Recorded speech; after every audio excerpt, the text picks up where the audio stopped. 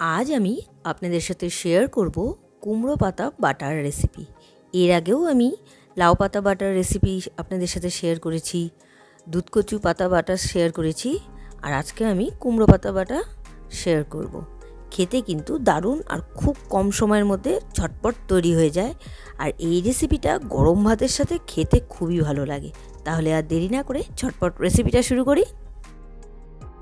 ভিডিওটি সম্পূর্ণ দেখুন ও চ্যানেলটি সাবস্ক্রাইব করে বেল আইকনটি প্রেস করুন, যাতে প্রতিটি ভিডিওর নোটিফিকেশন সবার প্রথমে আপনার কাছে যায়।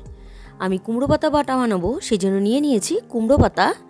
আমি ধুয়ে পরিষ্কার করে নিয়েছি, এবার বেটে নিয়েছি, মিক্সিতে আমি বেটে নিয়েছি। এবার আমি কড়াই বসিয়ে দিব। কড়াইটা বসিয়ে দিয়েছি, কড়াইতে দিয়ে দিব সর্ষের তেল। আমি তেল গরম হয়ে গেলে এর মধ্যে দিয়ে দিব কালো জিরে। কালো জিরেটা একটু নাড়াচাড়া করে দিয়েছি। এবার দিয়ে দিলাম রসুন, একটু রসুন থেতো করে আমি দিয়ে দিয়েছি। দিয়ে দিলাম কুমড়ো পাতা বাটা।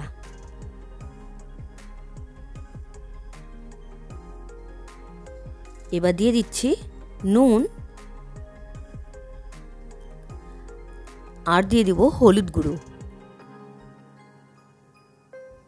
ব্যাস, আর কোনো ইনগ্রেডিয়েন্টস লাগবে না, এখানে আর কিছুই লাগবে না। এবার খালি শুকাতে হবে,